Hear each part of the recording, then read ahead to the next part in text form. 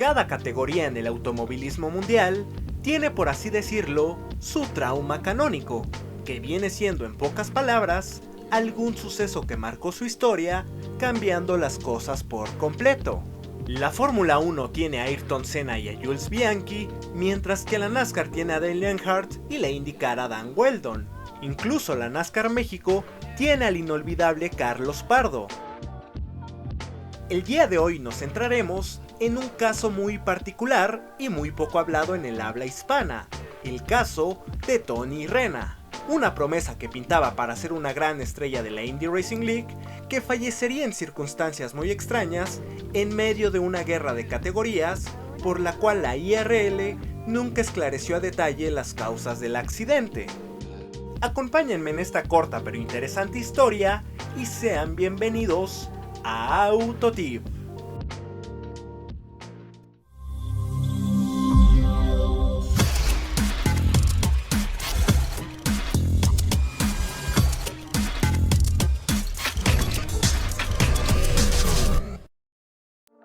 Nacido el 23 de noviembre de 1976 en Victorville, California, en una familia apasionada por el béisbol, Tony sería un caso especial, eligiendo el automovilismo. A los 6 años empezaría a competir en el karting, con ganas de seguir avanzando y emular a sus ídolos, Ricky Mears y Al Unser Jr., y pilotar para Penske en las 500 millas de Indianápolis. Tony empezaría a correr en midgets en distintos óvalos de tierra, y ya a los 16 años lograría entrar a la famosa escuela de Skip Barber, ganando el campeonato de Fórmula Ford al segundo intento en 1994.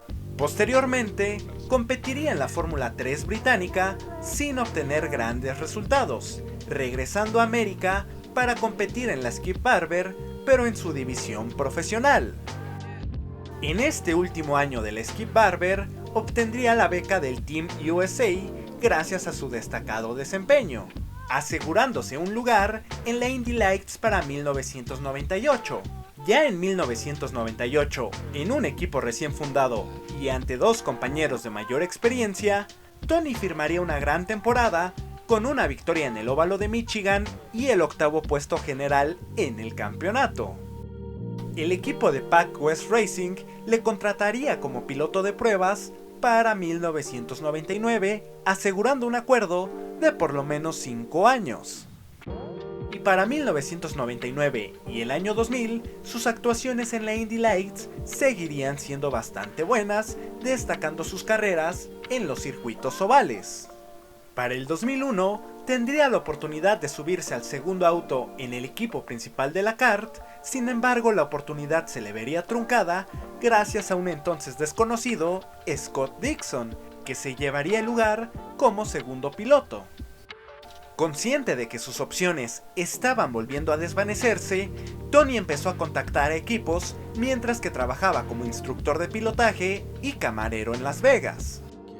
Entonces, su oportunidad llegaría en la Indy Racing League, que empezaba a dejar de ser esa otra categoría que solo tenía la Indy 500, donde los presupuestos necesarios eran mucho menores y en la que los óvalos eran más importantes. Recordemos que el fuerte de Tony eran precisamente ese tipo de circuitos. Y finalmente, a inicios del 2002, la oportunidad llegaría. Tony sería contactado por el equipo de Kailey Racing. Debutando a media temporada con mucha dedicación y disciplina, Rena aprovechó la oportunidad al máximo, siendo décimo en su debut con 35 vueltas lideradas y cuarto en la carrera siguiente. El equipo estaba tan impresionado que le aseguraron el patrocinio suficiente para que pudiera correr las fechas finales del campeonato. Y aunque el plan era continuar con el patrocinio hasta el 2003 con la renombrada IndyCar, esto no pudo ser y Tony tuvo que regresar a su anterior vida. Aún con todo esto, su equipo fue capaz de asegurarle un auto para competir en las 500 millas de Indianápolis del 2003. Carrera que marcaría su debut en esta histórica prueba, finalizando en la 7ª posición, llamando la atención de todos los equipos.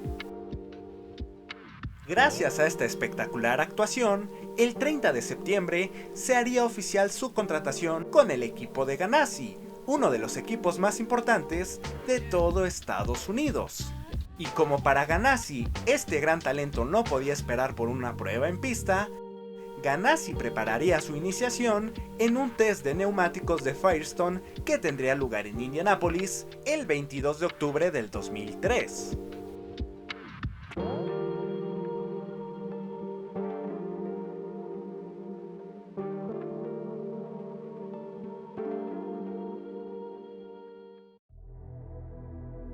A las 9:17 de la mañana, Tony saldría a completar su primera vuelta, dando una segunda y una tercera vuelta. Sin embargo, en la cuarta vuelta, probaría una línea más interna al pasar por la curva 3, perdiendo el control del auto a más de 365 km por hora, yéndose directamente contra las vallas, resultando en una desaceleración de más de 100 G.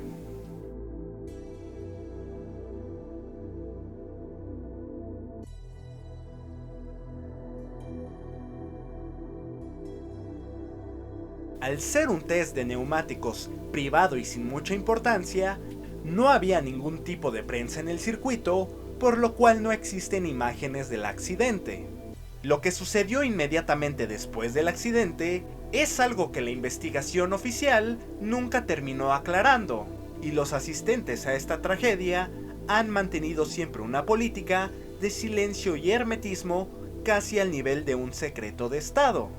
Según la información recuperada mediante páginas piratas de la época, ESPN publicaría que el choque de Tony fue tan grande que el auto se desintegró de tal forma que la célula de supervivencia había quedado colgada de las vallas de protección.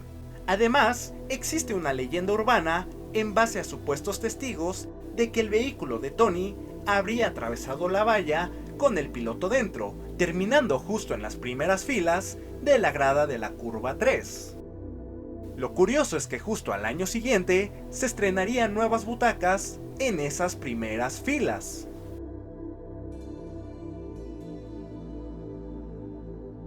Las únicas imágenes que existen de las gradas después del accidente fueron tomadas a los 2 días gracias a un helicóptero de noticias. Varios de los restos del coche terminaron en las otras gradas, e incluso en la calle de al lado. De hecho, se dice que con el pasar de las semanas siguieron apareciendo pequeños rastros de fibra de carbono en estos lugares. Regresando al momento de los hechos, Tony Rena sería atendido en el acto, pero no se pudo hacer nada ante las masivas lesiones que había sufrido. Su muerte fue prácticamente instantánea y se confirmaría 23 minutos después, a las 9:43 de la mañana. Los daños en la caja negra del auto fueron tan masivos que la investigación nunca pudo aclarar las causas exactas del accidente. Lo que sí era cierto es que esto había sucedido tan solo 10 días después de que Kenny Brack impactase también contra la valla en la carrera de Texas, saliendo milagrosamente vivo y sin grandes secuelas de una desaceleración de más de 210 G. Y este accidente de Kenny Brack es lo que pone en un gran cuestionamiento lo sucedido con Tony Rena. Y es que si un accidente, que en términos generales había sido más fuerte que el de Tony, había dado la oportunidad de salir vivo al piloto, ¿cuál fue la diferencia en este accidente que no permitió que Tony corriera con la misma suerte? Lo que sí se sabe son 5 cosas. Primeramente, un pájaro muerto fue encontrado en la entrada de la curva 3. El roll bar del auto impactó justamente en uno de los postes del alambrado, por lo cual el golpe importante fue a unos cuantos centímetros de la cabeza de Rena. La transmisión y el motor lograron atravesar la valla, llegando hasta las gradas. Lo que haya quedado del auto quedó amarrado a los cables y a las rejas del alambrado. Y finalmente, si este accidente hubiera ocurrido en un día de carrera, es decir, las 500 millas de Indianápolis, estaríamos hablando del accidente más mortífero en la historia del automovilismo, superando, y por mucho, al accidente de Le Mans de 1955, además de que quizás hubiera significado el final del automovilismo en Norteamérica. Se especula que en su momento existieron cintas del accidente provenientes del circuito cerrado de cámaras en el autódromo. Algunos dicen que de existir, estas habrían sido destruidas a petición de la familia Renna, y otra versión dice que habrían sido destruidas a petición de Tony George, director de la Indy Racing League.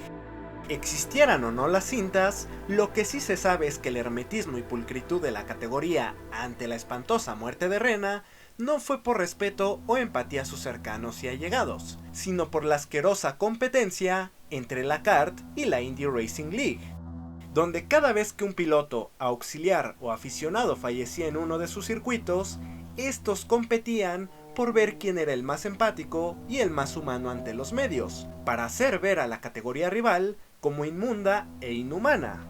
De nueva cuenta y con especulaciones, se cree que si estas cintas hubieran salido a la luz, estas habrían significado la derrota de la Indy Racing League ante la kart, por lo cual en su momento mucha gente buscó estas supuestas cintas. Y de hecho, gracias a este hermetismo, la IRL en su comunicado final sobre el accidente declaró más o menos lo siguiente. Y digo más o menos porque realmente el documento es bastante ambiguo. En una secuencia de infortunados sucesos con un resultado infortunado, podemos decir que nuestra seguridad funcionó de la mejor manera sin poder haber hecho más en este accidente. Y aquí es donde quiero poner mi granito de arena y plantear la pregunta que me hizo hacer este video.